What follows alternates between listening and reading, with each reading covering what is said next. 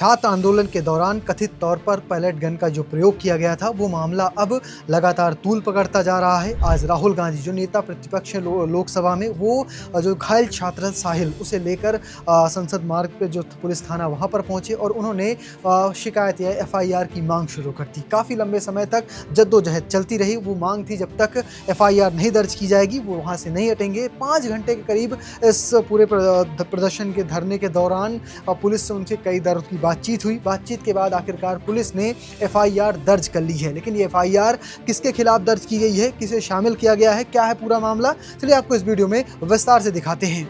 मामले की शुरुआत हुई थी 20 जुलाई से। 20 जुलाई को सीजेपी प्रोटेस्ट के दरमियान संसद चलो मार्च का आह्वान किया गया था। उसमें कह सकते हैं हजारों की तादाद में छात्र शामिल हुए थे और इन्हीं छात्रों के ऊपर चलाया गया था कथित तौर पर पैलेट गन। कई छात्र घायल हुए थे, उसमें साहिल भी शामिल था। साहिल को कह सकते हैं अस्पताल में भी भर्ती कराया गया। लंबे समय तक इलाज चला था और उसकी आंख पर भी कहा जा रहा था कि शायद ही उसकी आंख बच पाएगी, कुछ ऐसे ही डॉक्टर्स ने रिपोर्ट दी थी। और उस दरमियान भी राहुल गांधी ने इस मुद्दे को जोर शोर से उठाया था। राहुल गांधी ने साफ तौर पर कहा था कि इसकी जिम्मेदारी गृह मंत्री को जाती, जिन्होंने शायद इसको लेकर आदेश दिया था पैलेट गन चलाने को लेकर, जबकि पैलेट गन चलाने की इजाजत किसी को नहीं थी। पैलेट गन जब चलती है तो पूरी तरह से ये माहौल संसद में भी उठता है। संसद के बाहर जोरदार इसके खिलाफ प्रदर्शन करती है कांग्रेस और राहुल गांधी लगातार इस मुद्दे पर अपनी बात रख रहे थे। और अब उन्होंने इस पूरे मामले को लेकर संसद मार्ग स्थित थाने पर पहुंचे हैं, जहां पर उन्होंने एफआईआर की मांग की है। ये एफआईआर जो दर्ज की है पूरी तरह से अज्ञात लोगों के खिलाफ दर्ज की गई है। इसमें किसी को भी शामिल नहीं किया गया, ना पुलिस का नाम लिखा गया है, ना किसी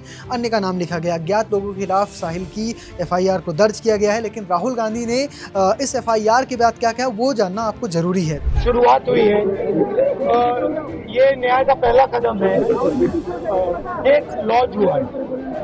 देखिए,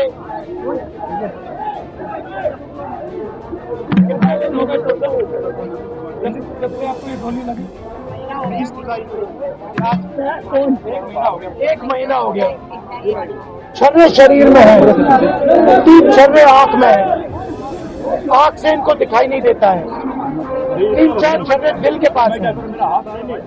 साफ दिख रहा है कि एक युवा के साथ अन्याय हुआ है। और तब भी आज सुबह 11, 11:30 बजे हम यहाँ आए। 1 महीने से ये घूम रहे हैं। 11:30 बजे आए, अभी 6:30 बज गए हैं, 6:45 हो गए, तब जाके एफआईआर फाइल की। अब आप इमेजिन कीजिए इस देश में कितने महिलाओं का बलात्कार होता है, रेप होता है, कितने बच्चों को मारा जाता है, कितने लोगों को गोली मारी जाती है, कितने लोगों के शरीर में छर्रे होते हैं। ये न्यू दिल्ली, बिल्कुल दिल्ली के बीच में पुलिस स्टेशन है, यहाँ पे न्याय नहीं मिल रहा। अब इमेजिन कीजिए गांव के किसी पुलिस स्टेशन में या छोटे से शहर के किसी पुलिस स्टेशन में क्या होता है। हमने यहाँ पे कोई गलत काम नहीं किया है।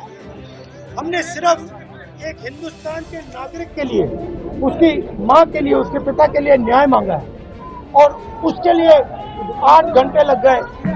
और फाइनल, बड़ी इंटरेस्टिंग बात, फाइनल परमिशन फाइनल होके होम सेक्रेटरी और अमित शाह जी को देना पड़ा, तब इन्होंने जाके फाइनल एफआईआर दिया। तो आप समझ जाइए एफआईआर रोक कौन रहा था। ये बेचारे जो पुलिस वाले हैं, ये चाहते थे एफआईआर करना, वो वाले भी चाहते थे एफआईआर करना, बट ऊपर से न्याय की ब्रेक लगी हुई है।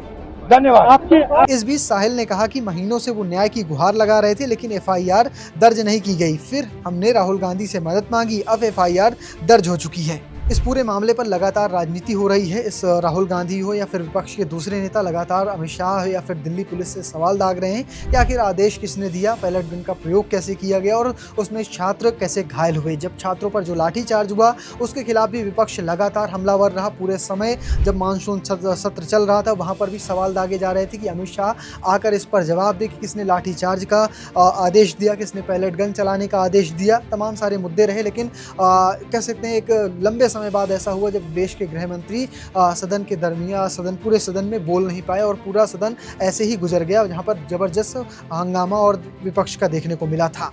फिलहाल आपको हमारा वीडियो कैसा लगा कमेंट बॉक्स में लिखिएगा और पेज को फॉलो करना, चैनल को सब्सक्राइब करना बिल्कुल भूलिएगा। धन्यवाद।